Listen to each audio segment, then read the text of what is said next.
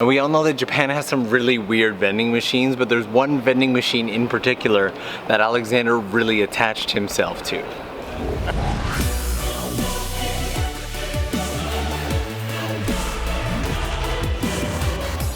Well, hello, my name is Norman, this is my little brother Alexander. Hi.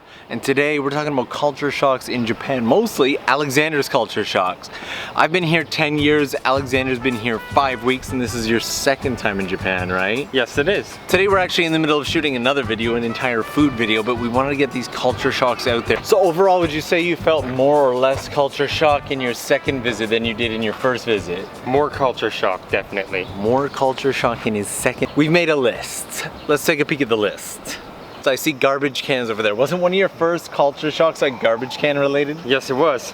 It was the fact that the recycling and the garbage went into the same can. It was cans and bottles. Yes, that was it. There were separate holes for cans and bottles, but when Alexander looked inside, both went into the same place. Both lead to the same spot.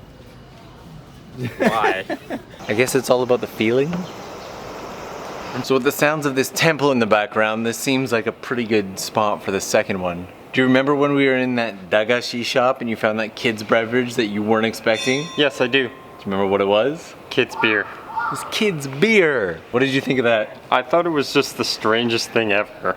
Yeah. The idea of beer designed specifically for kids. And it's not just, you can buy little bottles called kids beer so that the kid can sit down and have beer with daddy during dinner, or there's little tablets that you can drop in water that'll make the water look like beer. Alright, Japan fun fact. Well, right now beer is the #1 consumed beverage in the country. When it was brought into the country, Japanese people actually had to be bribed just to drink it.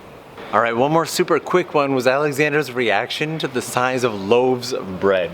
I would say average Japanese loaf of bread is about the width of my face. That's crazy. I don't know, I think there's two schools of thought on it. Either the Canadian loaves are too big or the Japanese loaves are too small. What do you think? I think the Japanese loaves are too small. Personally, I feel somewhere in the middle would be nice. So, bread. So for any of you who watched Alexander's Akihabara haul video, you'll know how much he loves the area of Akihabara, but there was one thing that he didn't love. Do you remember what that was? Yes, I do. It's the fact that the stores opened really late and closed really early. That's always been one that bugs me as well. Do you remember the opening times for the average shop? About 11 o'clock in the morning. Yeah. About 11 or 11:30 in the morning is the average opening time, and some of them close as early as like 7 p.m. You don't expect to come into the metropolis of Tokyo, especially an area like Akihabara, and have shops only be open from like 11:30 until 7 p.m. I had the same struggle when I was building my video editing computer. Really? Yeah, But if you think Akihabara is bad, the Japanese banks are famous for their closing times. Do you know what time they close? No. Japanese banks close at 3 p.m. Jeez. Yeah. That's wildly inconvenient. Yeah, it is. Mind you, ATMs are always there, but if you actually need to like speak to a bank teller, it's just, And I don't know what country you're watching from, maybe leave it down below, but in Canada things are typically open fairly late. Like 9, 10 p.m. Another really minor one, kind of related to shops, but you were surprised by the gas stations. They were just gas stations. There was nothing else. Alexander's really accustomed to gas stations being like a gas station / convenience store / rest stop. Yeah. It's a little different in the countryside sometimes, and it is different along the highway, but in Tokyo, gas stations are just gas stations. There's no snacks, there's no drinks, there's no concession stand there or anything. It's just a gas station. Also, I know this one wasn't on your list, but because of the absolute absence of it right now, with it being like the end of August, do you notice what we don't hear right now? Cicadas. Yeah. Alexander has been taking pictures of cicadas like crazy this entire trip, and I've never asked why. Why have you been getting so many pictures and videos of the cicadas? Because we don't have them back home, really. You live like right in nature in Canada, and you don't hear cicadas. No, not at all. That's weird. Northern Ontario, Canada, and doesn't hear cicadas. I've never really thought about it, but they're just so obvious in Japan and they're everywhere. Yeah. And then when you come into a green space like this, and you hear nothing. It's nothing. It's a strange feeling. Like you can hear kids screaming. Also, mosquitoes are eating us alive. let's keep going. How about that in the background there? I'm trying to keep the kids out of focus, but kids that age walking home from school by themselves, what do you think? It's not safe. We would walk home on our own. I think it's just more shocking to see it in a big city like Tokyo, right? The little like 6-7-year-old kid on their own on the train. We grew up in Toronto and we did go out on our own from time to time, but we never took public transportation on our own. So to me, seeing the little kids on the trains is still something that I can never get used to. I really like this next one because I wasn't expecting it. I'm gonna set it up with a story. So Alexander and I went to a 100-yen shop called Daiso. We went to a fairly big one actually. And we did a bunch of shopping and I put 3 things in his cart. And when we got up to the register, he gave me this like dirty look.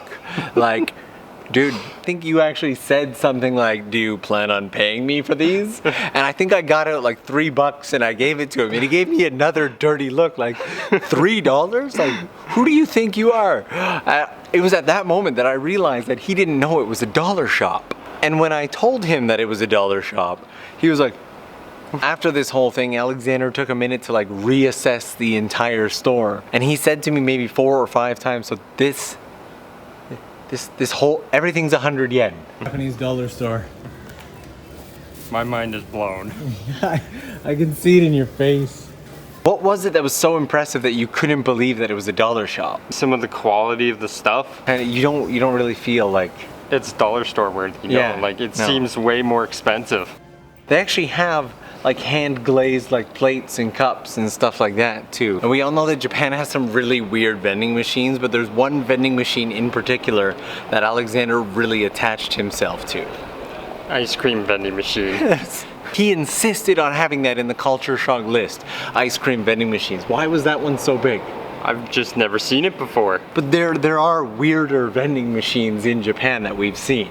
You remember when we were in Kyoto 10 years ago and we saw that vending machine that had like work shirts and stuff? Yeah. And yet ice cream is what stood out to you. If I find one, I'll toss in a clip here. Filming this scene at the airport because what do we find? We found some Dr. Pepper. No. Oh, ice cream. Guess we get to try it after all. You finally get your ice cream vending machine. Yay. So what's your final verdict on the vending machine ice cream? It is really good. Now I'm wondering if we actually found one or if I'm just standing here awkwardly like we didn't find one. I think we've got one more. I think we have one more. One last really simple culture shock. And this last one was more of a question from Alexander than a culture shock. Do you remember the question you asked me the other day? Yeah, it was why people were wearing masks all the time. Yeah, there's like 1,000 videos on why Japanese people wear masks, everything from health to privacy reasons, but it made me realize that we don't really do that in Canada. Not at all. It's kind of an anticlimactic one to finish on. But then I'm gonna wrap this up with one of mine because you know what? You did that whole like Akihabara Hall thing and dragged me along to all those shops that I'd never been to.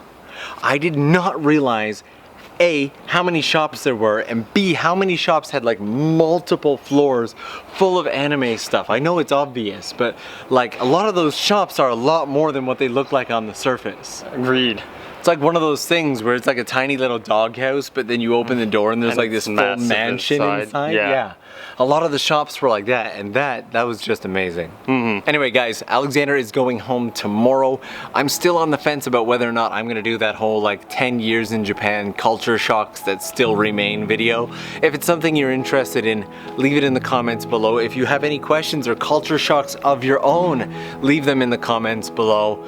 I've been kind of enjoying this whole instead of like, comment, subscribe thing, the whole go watch 2 or 3 more Tokyo Lens videos and let me know which ones you like. But don't forget to give that like button some love, and if you are new to the channel, I would love to have you.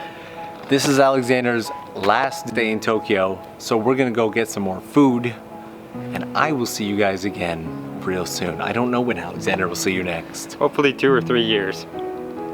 Hopefully, well maybe I'll go to Canada before that. Yeah, hopefully.